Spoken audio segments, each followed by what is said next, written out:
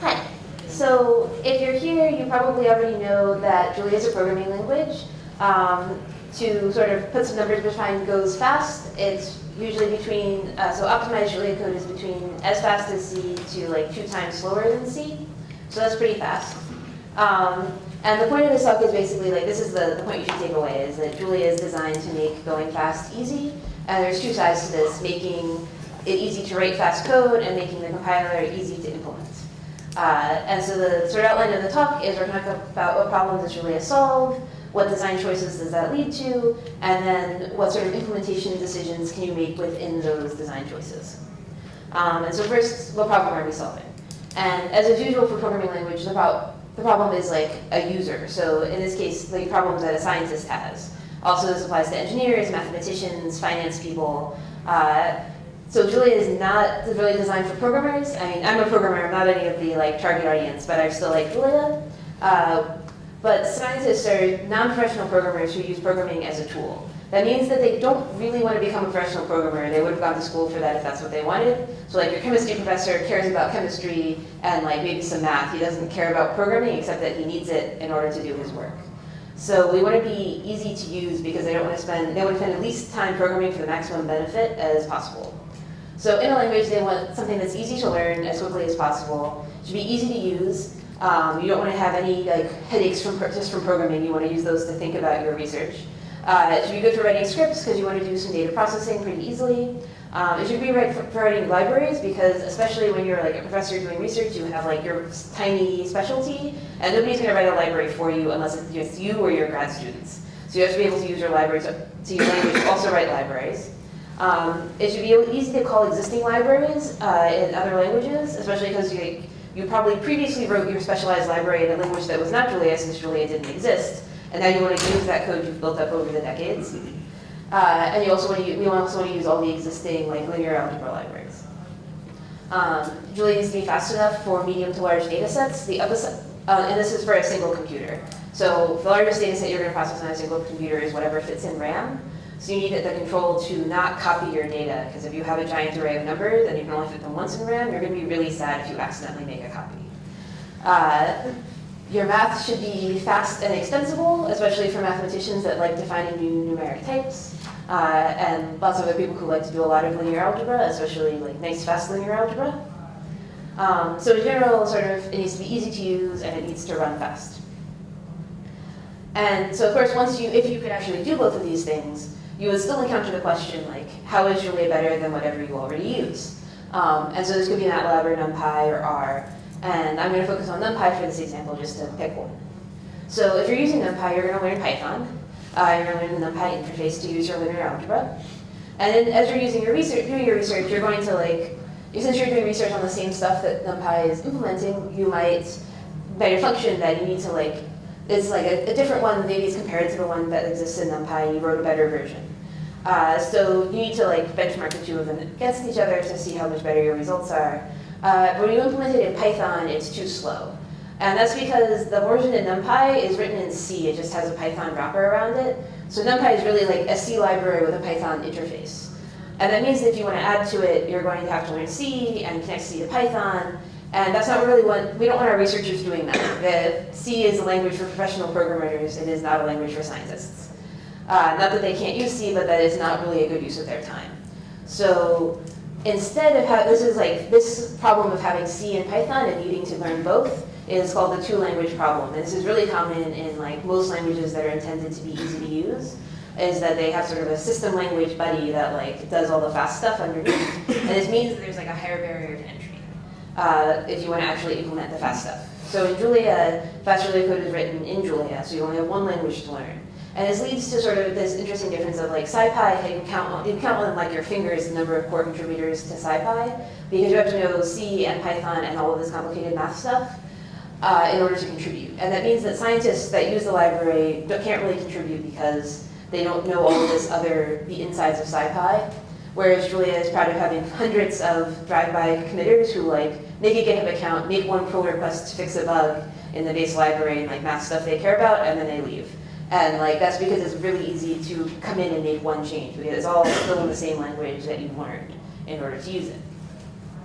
In order to achieve this Julia has to be both of those languages. It has to have like the strengths of C and the strengths of Python, which is obviously a bit of a challenge. And in order to meet that challenge, we're going to make some sort of upfront design decisions to make this possible. And so we're going to be trying to combine the strengths of a static compiled fast language and a dynamic interpreted easy language into one language that sort of manages to be in between on the implementation side while getting both of the benefits. And so we're going to talk about the compiled versus interpreted side and then static versus dynamic. And so when you're choosing to implement a language, you can there's like compiled languages and there's interpreted languages. And compiled languages get their compile time where they get to do as much thinking as they want, and then they get to run really fast native code. Usually they're doing whole program whole program compiler. So that means that you give the whole program to the compiler at once, and that usually means you don't have a REPL because you have to make this whole a huge amount of implementation effort to implement a REPL because it has to do one expression at a time, which is not how your compiler works. On the other hand, an interpreted language doesn't get the compile time, so it runs slower because it's doing so much more thinking at runtime and all of its work at runtime. But it usually has a full REPL, which is really helpful for trying things out. This is because if you're reading your file one expression at a time, you don't have to change that much to make a REPL where you also read your input one expression at a time. So interpreted languages almost always have REPLs. Julia, which we're going to talk about more in a minute, is JIT compiled, just-in-time compiled, which is sort of an in-between choice. Does all its work at runtime, but still does compiling. And it has to have a REPL because that's part of our convenience features. Most of our design decisions are based on needing to be easy to use. The other half is sort of static versus dynamic. So compiled languages basically always have static typing and static dispatch, and this is because static means determined at compile time. If you don't know your types, you don't know what your data types are, and you don't know like what you're dispatching to, like which implementation of a function you're going to call, you can't do as many optimizations. Like your compiler is just, I'm super confused, I can't optimize anything for you if I don't understand. So compiled language is usually static, dynamic language determined at runtime. So interpreted language usually do this because they don't get much benefit from static typing or static dispatch because they don't have a compile time, whereas dynamic typing and dispatch lets you have a lot more flexibility when you're using the language. And this is sort of why dynamic languages are like Python and Ruby and JavaScript are considered easier to use, is partially because you can just you have more flexibility. So Julia is going to be dynamic because easier to use, but we have to put limits on it so that we don't need like the JavaScript V8 engine team in order to implement a fast compiler for it. Another feature that's sort of an important design decision is using multiple dispatch. I'm going to talk about this a little bit later, but I want to put that up front as like, specifically we're using dynamic multiple dispatch. And the most important part of that is like, so that it's convenient to extend the math. So this next section I'm going to talk about 3 pieces of background information we're going to need before we go into the implementation details. And so this is going to be more about JIT compilation, the type system, and multiple dispatch. And so JIT compilation, as we already talked about, I don't know why this doesn't display red. Imagine these parts are brighter red than they are. Anyway, so we have the compiled language on top, the interpreted language in the middle, and then this is the JIT compiled language, so it's doing everything at runtime, but it's alternating between compiling a piece of code and then running it. And hopefully you run your code a lot more than you compile it so that you actually get the savings of using the compiler. And what this means is that a compiler needs to be fast. And like, it's sort of nice when ahead of time compilers are fast, but it's not super important. It's not like, doesn't count towards any of your benchmarks. Whereas for a JIT compiler, every time you run the code, you're sort of also benchmarking the compiler because it's part of your runtime. And this limits it, like what optimizations we're going to do. Our language needs to be easy for the compiler to understand because it can't think very hard because it's trying to think as fast as it can to like get your code compiled so you can actually run it. And this limits your optimization options because optimizations that take a long time for the compiler to figure out, you can do those in a ahead of time compiler and still get a savings at runtime, but you can't do that in a JIT compiler because it would take you too long to, if it takes you too long to make the optimization, you won't have a savings when you add the compilation time to the runtime. But we use a JIT compiler because it has access to runtime information. If you're going to do a dynamic language and you want to make it fast, JIT compilation is the obvious choice. JavaScript V8, PyPy for Python, LuaJIT, those are all like the sort of fast version of those languages, or fast implementation, and all of them are JIT compilers. The advantage that Julia has over those things is that Julia is designed to be JIT compiled as like a design decision up front, whereas like Python and JavaScript are definitely not designed with JIT compilation in mind. And so one of the ways in which Julia is designed to be JIT compiled is the type system. So we already said it's dynamic, so values have types. Variables are formally said to have types, which is the way you speak about most dynamic languages. So I'd say, so x is equal to 5 and x equal to hello world. So I could say x is an int64 and then x is a string. So x changes type, but really it's only the values that had types to begin with. And so this is what a definition of a Julia type looks like. You can sort of think of it as a C struct, and we'll talk about it in a little more detail in a minute. So there's two kinds of types in Julia. There's abstract and concrete. I'm simplifying a little bit, but these are the two major types. So concrete types are what you can actually have instances of. So all types all values have concrete types. Abstract types can't be instantiated. That's why they're abstract. So concrete types can be instantiated. They determine the layout in memory. So these are the part that looks like C structs. So like we know that K is an int64, so it's going to take 64 bits. N is an int64, that's signed 64-bit integer, so the one your processor understands. Also going to be 64 bits. So the whole mod is 128 bits. And we know that K is going to start at 0 and N is going to start 64 bits in. And the compiler can bake that understanding into the compiled assembly because types can't be modified after creation. And we can't have any subtypes for concrete types. And that means that the compiler can trust that information. It's like once you tell it what the type looks like, you can't change it. So we can compile all of the sort of offsets into our code. If we could change them, we would have to do a dynamic lookup anytime we tried to look at any field of the type because you might have changed what was in the type and where it was kept. All types have one supertype, which sort of connects them into the type hierarchy, which basically looks like a tree except at the very top. And so we talked about modint, 128 bits, can't change it. There's nothing you can do to this type after you create it. The other kind of types are abstract types. You can't instantiate them, they're just a name. And they're sort of more modifiable than concrete types in the sense that like the interesting part of abstract types is their subtypes, and you can add more subtypes at any time. And this is partly because like you don't care quite as much about abstract types when you're doing optimizations because you don't have any actual values, so they're just sort of changing how you're dispatching stuff. So abstract type animal, add a subtype cat, add a subtype house cat. House cat will never have any subtypes, but we can add more subtypes at any of the other points in the tree, more cats or more animals or whatever. This is just the subtype operator. So this is the last thing before we get into the implementation details. So multiple dispatch, it's a convenience feature to make extensible math easy. And so we're going to talk a little more about that in a minute, but first I'm going to talk about single dispatch, which is what object-oriented languages use. So this should be familiar to you even if the term isn't. So this is what normal like object-oriented code, x.foo of y. We're going to look in whatever class x has for a method called foo and call it with the argument y. And when you implement things in Python, even you use sort of self comma y. So the first argument is the one we care about. X is one of the arguments, even though it's like sort of the owner of the method too. And so single dispatch because we only care about a single argument, the first one. Multiple dispatch, we care about multiple arguments, all of them. So we care about the types of x and y equally when we're doing multiple dispatch. And this means that there's no like owner. So instead, the function is a generic function. So like the function owns its methods. So we would say that there's a function foo. This is one call to foo. Here are some method signatures for foo.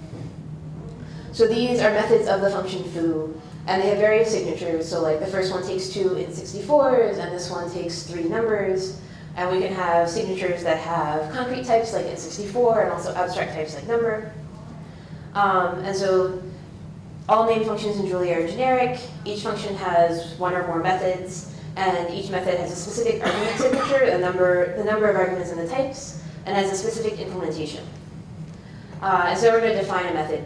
So we're going to try to make this code work. So x equals modint of 3, 5. So modint represents like 3 mod 5 in this case, and then we want to make x plus 5 and 5 plus x work. And so the first line already works because it's the default constructor that comes with defining a type. And so we just need to do the other two. And so that means we need to add a couple methods to plus. One to handle a modint and an int64, and the other one to handle an int64 and a modint. So here's the first one. We're modint int64, and we're going to just add them together. So we're going to turn an int64 into a modint and assume that we can add two modints. Then we just switch the arguments around to do the other version, and you can stick this code anywhere you want. It doesn't have to be defined in the same file as the types. And so this is like literally just switching the ordering. The blue is the int64, and green is the modint. And so this was pretty easy, 6 lines of code, and now we can add modints and int64s in any order. So if you were doing it in a single dispatch version, the first half is easy. It's basically the same 3 lines, but inside the modint class. But then when we want to do the other half, it gets a lot harder. Like, we don't really have good access to the int64 class, so the best thing we can do is probably just to monkey patch a new method into plus, if we can do multiple methods so that we can get the dispatch inside the class. Otherwise, it's going to be even messier to try to adjust the plus method to handle modints. So this is why it's not like it doesn't work very well to do object-oriented stuff with when you're trying to extend the math operators. And so now we talked about multiple dispatch, we talked about the type system, we talked about JIT compilation. So now we have enough background that we can talk about the details of how things go fast. So first we're going to talk about dispatch and caching to make dispatch faster. So dispatch happens a lot. It happens like basically every time you call a function, so this is really important to go fast, right? And so this is the code example I'm going to use. So we have a function foo, different from all previous foos. I should change the names. And so we're going to call foo of 5, and then foo of 6, and then foo of 7. And these are all integer literals, so we know that all of them are int64s. So we're calling the same signature 3 times in a row. And so the first time we're going to have to dispatch to pick out a method, and then we're going to compile it, and then we're going to run that code. The next time we just need to dispatch to find that method again, and then we can run the code we already compiled, because we're going to take the same one. So we pick a method, we compile it, we save the compiled code with that method, and then we run the compiled code. And when we pick the method, we have to go through the whole list of however many methods there are and pick the best fit. These are our 2 possibilities, because they have the right number of arguments, 1, and this one takes an int64, which is an exact match, and this takes a number, which is one of the abstract types that are a supertype of int64. So we pick this one. And so we shouldn't need to dispatch again because we're always going to pick it full of int64, so we can adjust that step to be faster, rather than going through the whole list of what could be over 1,000 functions. Did you pick it because it was an exact match? So I just invented this function and I made up these signatures. The best match is going to be this one because it's exact. This one, because it's several steps up of like integer and the number, it's like further off. It's a looser match. So we want to avoid that dispatch because we don't want to go through the whole list. Like plus literally has like hundreds or over 1,000 function methods that you could look through. So you want to not look through all of them if you don't have to. And so we're always going to pick the same method for the same input. So foo with int64, always going to get the same results given these method options. And so this is a good place to add a cache because you get the same result for the same input, and that's like what a cache is good at. So we're going to add what's called the method cache here. So this one's going to get a cache miss, so it has to do the whole thing. But then after that, we can just go, I'm using function foo, and to giving it one int64, just give me the code you already compiled. And so we can just, this is like calling into a hash map instead of having to go through a list. So that's a good savings.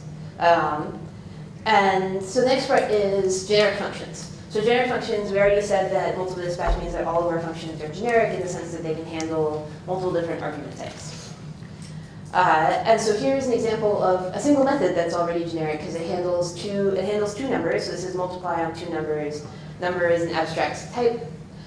This is grayed out because you don't really need to see it other than these 2. So this is because this assumes that the 2 number types, whatever number types you pick, will implement plus and minus in order to make multiply work. And so for this example, we're making the silly assumption that no other implementations of multiply exist, so that mine will always get dispatched to. This is like when you assume there's no friction. It's a pretty silly assumption. But we're also going to make the more reasonable assumption that plus and minus are implemented on numeric types, which is more common. So we can call this function by multiplying 4 times 5 to get 20, and also 4 times 5 again to get 20. And notice that int64s result in int64, and float64s result in the float64. This is because we're depending on those other generic functions, plus and minus, which, if you add and subtract between float64s, you'll get another float64 back. And so this is like, pretty straightforward. We talked about the semantics of the language. But when we actually want to compile it, we have two options.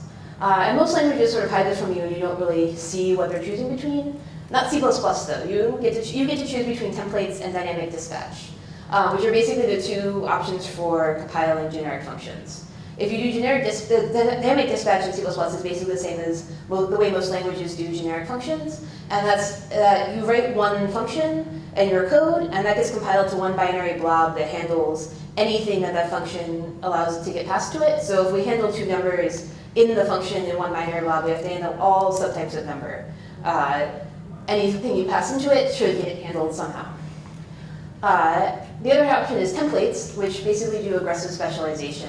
Like if you template a function in C++, or if you write any function in Julia, because this is what Julia does, you get, so if you write our function with two numbers, when we call it with int64s, we get a specialized version that only handles two int64s. When we call it with two float64s, we get another specialized function that's separately generated that only handles float64s.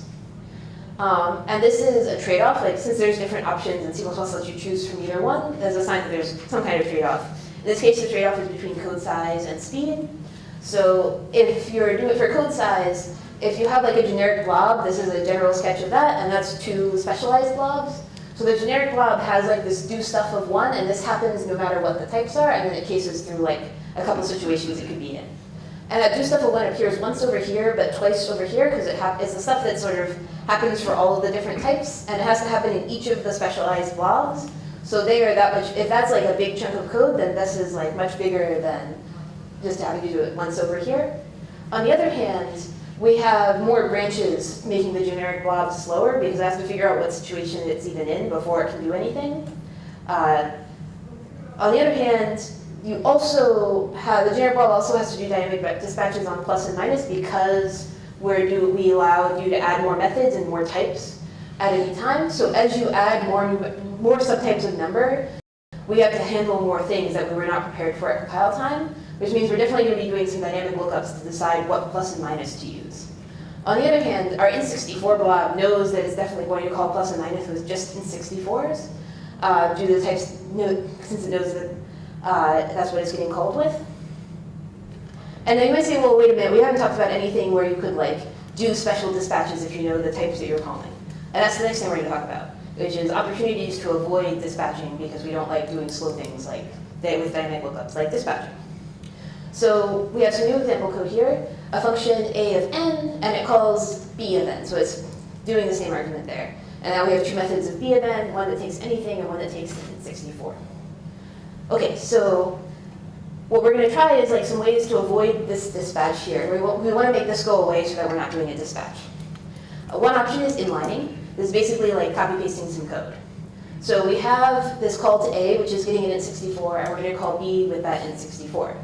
So we can copy-paste the body of that method right in there. So n times 2. Obviously, the compiler is doing exactly that because it has to make namespacing still work because you can't be able to tell that it inlined anything.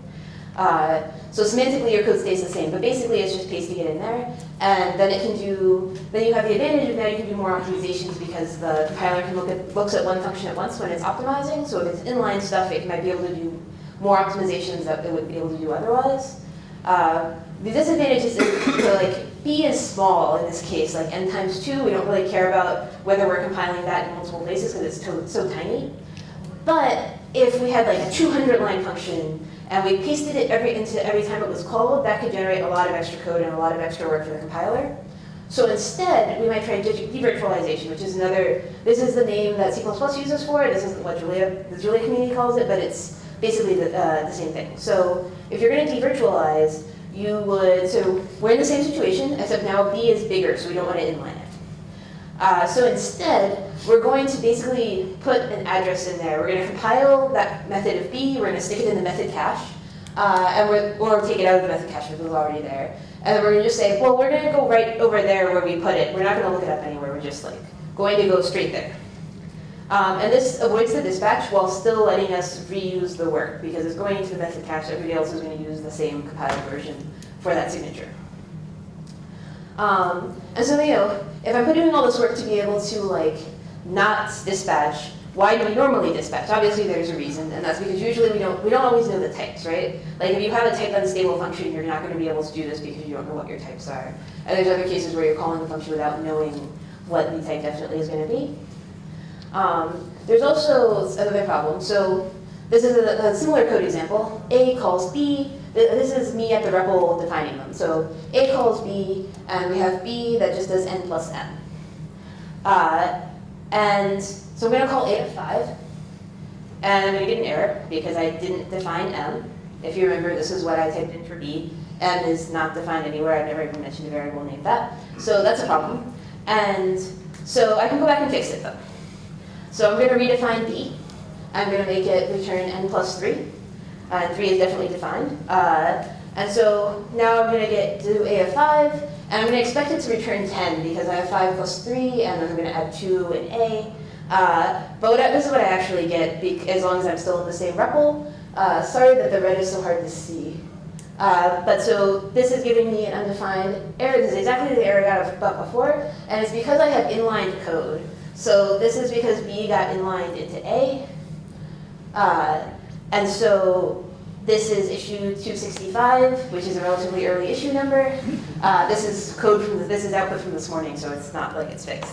And part of the reason is it only shows up at the REPL when you're like interactively debugging something, because once you like actually run your code, it's just in the files. It's just going to be, you define all your functions and then you start running them. You don't generally like start redefining things. So, and you can fix this at the REPL. If you define A again with exactly the same definition, it'll clear out the method cache. You pick up B, and then you get 10. So now I'm moving into, there's like 2 sections of my talk before the conclusion, and these 2 sections are both more about like writing fast Julia code, and this one especially like reveals some things about how Julia is implemented. So type stability is helpful for having fast code. We already talked about how it can save you a dispatch when the compiler really understands your code enough to know what the types it's calling, what the types of the arguments are. So here are 2 functions, A and B. So this one, sum equals 0. 0 is an int64 literal. And then for I is 1 to 100, and I is going to be int64 here. Sum plus equals I divided by 2. So int64 divided by int64, that's going to give us a float 64 because scientists know that 5 divided by 2 is 2.5. It's not 2. And so then sum is going to be 0.5, so it's going to be a float 64. And so sum just changed type. This is important. int64 to float 64, and then the rest of the loop is going to be a float 64, return is a float 64. On the other side, B is like character for character the same, except for it starts out with 0.0. This means that B is type stable because sum is a float 64 all the way through the function, whereas A is unstable because sum changes type. Okay, so I said this is important for performance, so I can benchmark them. I can do at time. This isn't a very interesting benchmark because I only did 100, so it's all of them are like e to the negative 6 seconds. So it's, not very much of a difference. However, the interesting thing here is that you can already see a difference in memory allocation. So A allocated about 3 kilobytes, whereas B only allocated 64 bytes. That's a pretty big difference considering they're not doing very much work, and they're doing the same work. So why would this happen? So one factor you should know is that non-concrete types have to be boxed. So non-concrete is like abstract types or other types that change. So like, because sum is float 64 and int64, and it switches, it's not a concrete type anymore. It changes over time. And so what does boxed mean? That's the other thing we haven't talked about yet. So values can either be stored boxed or unboxed. This is a pretty common concept in programming language implementation. So unboxed values are just the bits. So a 64-bit int takes up 64 bits. The compiler can store them that way when it understands the code and it knows what type this value is. And it can put them anywhere at once because it knows what it's doing. So on the stack, on the heap, in a register, you really love when your addition is happening in registers. The other option is boxed. So this is when the compiler is a little bit confused. It's like, I don't really remember what this value has a weird type. I'm going to put a type tag on it and the bits. So your value is about 1 byte longer on the front, so the compiler can check the tag to find out what types it's putting in there. And this is when the compiler needs the tag to remember what the type is because the type is changing. And this is always stored on the heap.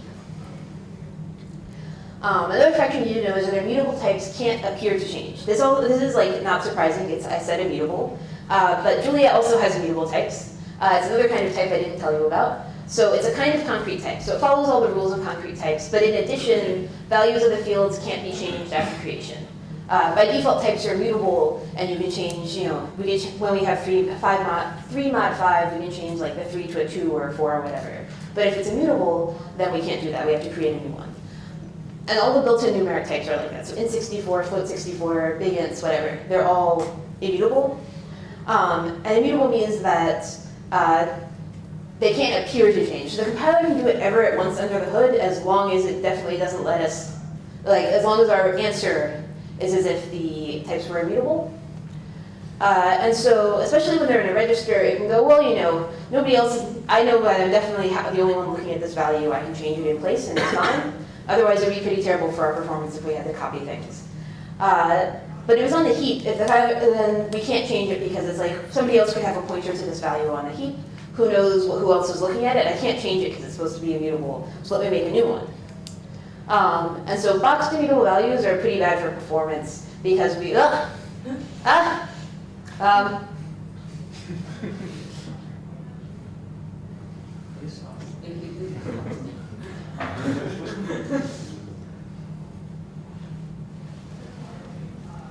Okay, so immutable types can't appear to change. And so the built-in numeric types are immutable, so it's pretty bad when we have boxed immutable values because we have to copy them every time we want to change one and make another value on the heap. That's where all our allocations are coming from. We're making a new small allocation every time we go through that loop. This is the assembly code for A. It's just showing you that not only does it allocate more memory, it's also more complicated than B. These are formatted the same way, and B is much smaller. If you could read that, you would also see that there's sort of the assembly operations in B are sort of what you would expect if you were implementing this in assembly code. Like it's got operations on floating point numbers. And so this is the last section before the conclusion. So macros for speed. So you might think I'm going on another tangent. I gave you all that background information, and now I'm doing macros, which probably has nothing to do with performance. So Julia has Lisp-style macros. Lisp-style macros mean that the macro takes an unevaluated expression, like a piece of AST, and then it does an operation on it and gives you a new piece of AST to replace that one with. So macros this is opposed to C-style macros, which are just string replacements. So macros are evaluated at compile time. They're basically the first step of compiling something because until you've run the macro, expanded the macros, which is like what you do when you replace the macro call with whatever it returned. You don't really know what you're compiling because macros can do basically anything they want. And macros are pretty magical, so you should really use them sparingly. They make things harder to debug. They add this level of complexity where you read the code and then you have to try to read the macro, which is usually harder than reading normal code. And in general, you shouldn't use them unless you have to use a macro because nothing else will work. And so let's get back to that performance thing. So I'm going to give you an example of macros affecting performance. So this is going to be a math example because Julia is good at math. And so Porter's rule. So the situation we're in is we have ax squared plus bx plus c. And what we want to do is evaluate that expression to a value. And good for us, we have a and b and c as actual values, and we also have the value of x. So we have all of the variables, we have just an actual value. So what we're actually going to do is we're just going to plug it into a calculator. We're going to plug in those multiplies and adds over there. And if we're typing in a calculator, pushing the buttons takes most of the time. But with a computer, since it can think much faster than us, the fact that the multiplies are slower than the adds matters to you if you care about the speed of your arithmetic. So you want to avoid multiplies. And so you're excited about Porter's rule, which lets you rewrite this as that by moving the x over, and then we only have 2 multiplies instead of 3. And I appreciate that you're probably not excited about losing 1 multiply, but if we increase the power, so now we have a qubit function, and we go from 6 multiplies to 3 multiplies, and that's half as many, and it only gets better as the power of x gets higher. And I'm told that this is exciting if you care about the speed of your arithmetic and how fast you can solve that for an actual value. So the next thing I want to show you is an implementation of the macro, and sort of in preparation for that, I would like you to note that this bottom row is in reverse order. So we have d over here plus x times c plus etc. So d is first and a is last. And I'm telling you this because this is copy pasted out of base, including the comment. So the way they're representing the coefficients, D is p sub 1, the first element of the array, and you go all the way down to the last one is going to be A. But yeah, so we're evaluating a value of polynomial using Horner's rule. And so we're making a macro, it's called Horner. It's going to take x, which is the value for x, or the expression that evaluates to it, and then we're going to take all of the coefficients from D to A. And so I'm going to jump down to the bottom of the macro because it's helpful to look at what we're returning. In this case, we're going t equals x. So x can be any expression. It could be like a HTTP call for all we know. So we want to only run that once and save the value in t. And then ex is this expression we're building up. So whatever the block we're returning, we're going to set t equal to x, and then we're going to whatever ex evaluates to is going to be basically the result of this little block of code. So what is ex? So ex starts out being a. So p sub n is the last thing in the array, that's a. And then we go through a for loop. We're going backwards through the array, so b, c, d. And then inside this, we're editing ex, so each time we add more to it. So in the first time through the loop, it's going to be b, so p sub I is b plus t times a. And when we go through the loop again, it's going to be c plus t times b plus t times a. So we're going to keep expanding the macro until we get to the last one where we add d to the front. And then we're going to return the whole thing. And so that's just a few lines of macro. It's a little bit more complicated because you have to understand what all this escaping and hygienic stuff is. But in general, this is like a pretty straightforward implementation of what we already did by hand. And so when we call a macro, we use an @ sign to let you know that you're calling a macro, which is like, it could do anything, it's magical. And it could like redefine variables, who knows what's going on in there. But so when we call Horner, we're not doing a fancy expression here, we just have the value of t, like we already set that value up above. So we just have a variable for x, and then we have 7 coefficients. And these are just floating point numbers. The underscores are just part of the way you can write floating point numbers. And so, is this fast? So I'm pulling all of this code and like that example of calling it from this pull request that you can look at on GitHub if you want. And that's the one that added the @Horner macro. And so when we actually benchmark it to consider performance, we don't care how fast the macro goes. What we care about is how fast the functions that use it go. In particular, we're going to care about the irf_inv function, which is the thing for finding the inverse of the error function for real numbers. And apparently, like all of the programming languages that have this thing, like write it that way, so it's not like Julia's trying to be obtuse. But when they benchmarked this function was 4 times faster than the MATLAB equivalent and 3 times faster than the SciPy equivalent. And like, you could be like, Julia is faster than Python, so what, we already knew that. But it's not like SciPy implemented this function in Python. It called some C or Fortran implementation. And so this is pretty suspicious. Like, I said Julia was like as faster as C or like 2 times slower. This is not as fast as C, this is faster. So what's going on? And so they didn't make a mistake. It is actually faster. And so the thing is, we saw that macro, and by the end of that macro, the actual compiled code that gets passed into LLVM has a bunch of constants in it. It's just like full of a bunch of arithmetic with like actual inline constants in it. And LLVM, which is what Julia uses to produce assembly code, loves constants. That's like the easiest thing for a low-level optimizer to optimize. And so LLVM is like, I got this. It's going to be super fast. And so I said that C doesn't have Lisp macros, it has C macros, which are not going to let you do this. So C doesn't have the option of like putting, like if you're going to write this in any reasonable way in C, it's basically going to be an array of coefficients, like it's just an actual normal array, and then an actual normal for loop. And it's basically going to do the stuff we did in the macro, but at runtime. And Clang, which also uses LLVM, is going to be like, well, array, for loop. And there's not that much that LLVM is going to do for it. Like it'll make it fast just like any other array and for loop. And like C is perfectly fast at that, but like it's not the same as having actual constants. And that's what makes this like, this is like one of the times that's kind of cool because like is like abstraction that's like powerful or whatever actually lets you go faster, which is pretty unusual. Usually abstractions make things slower. So it's kind of exciting to have at least one example of a macro making things faster. And so I got to the conclusion. So we said that scientists like things that are easy to write and fast to run. We chose dynamic so that we could make it easy and have a REPL, but we put limits on it so that it doesn't take like hundreds of man years of effort to, a person years of effort to write the compiler. We made a compiler because that's how you make that's like what you do if you want to go fast. And we also picked multiple dispatch and macros to make like fast code concise. And like all of those add up to the Julia is designed to make fast easy, both for users and for the people writing the compiler. And I maybe or maybe not have time for questions. Probably have time for questions. Any questions?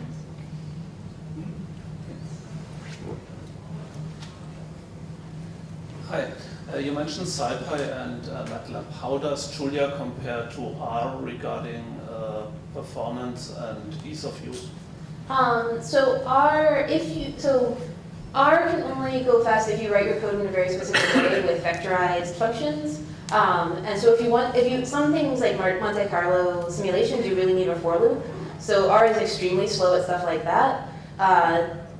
It's hard to compare vectorization because Julia is very fast when you write it in a C-like style with for loops. So if you write the same operation in their own styles, I'm not sure what the comparison is, but if you write anything with for loops, Julia is much, much faster. Let's see, so you said R, I don't know any people who like writing R code, although I know plenty of people who really like writing Julia code. And Julia code is much more natural to me, like it's the same as writing, like, it's as easy as Python, I think. I find it a little bit easier because I like thinking in types, and you can actually talk about types in Julia despite it being dynamic, which is one of the things I like. Anyone else?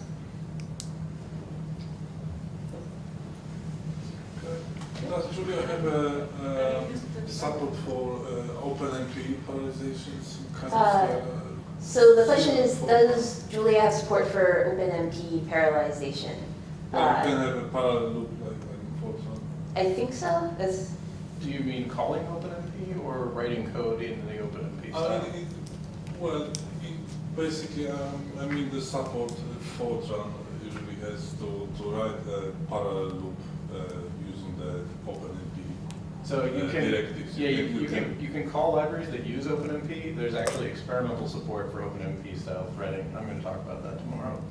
So he's one of the co-creators of Julia, so he knows more about some random library support than I do. It's also really weird to give a Julia talk with him in the audience.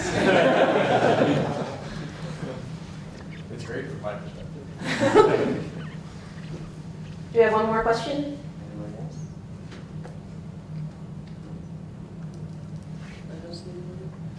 Okay, it looks like we're all out of questions. Thank you.